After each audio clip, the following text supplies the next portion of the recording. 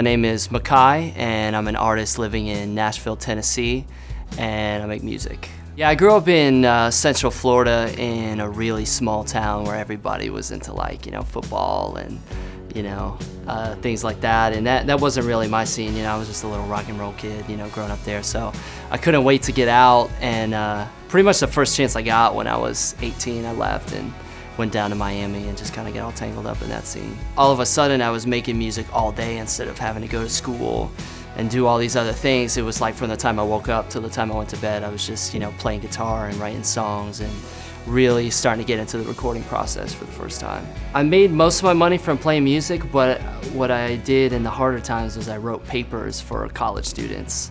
And I made pretty good money doing it, and I liked it because I felt like I got to learn a lot and I was getting paid for it, even though I wasn't getting credit or anything. It was cool.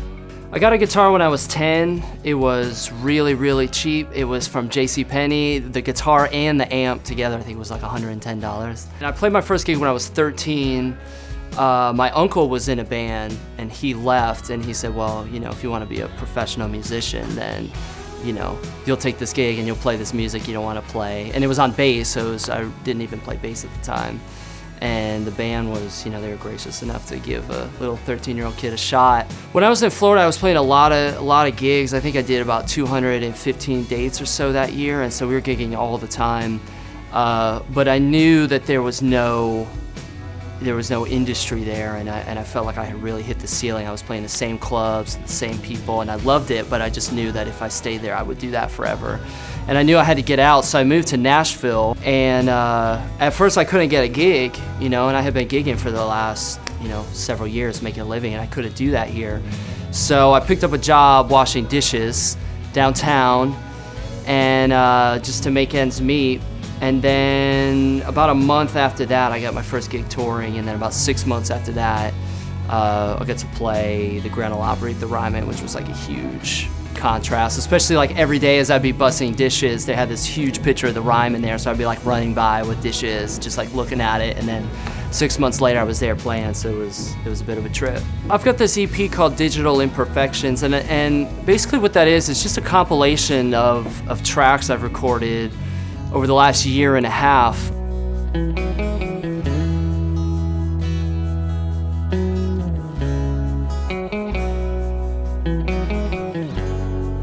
I probably, for myself as an artist, recorded about 30 tracks or so, and I've just picked my favorite half dozen, so I really had to whittle it down and just compile them, into a package. And every song is very different. One song to the next is is like a completely different genre.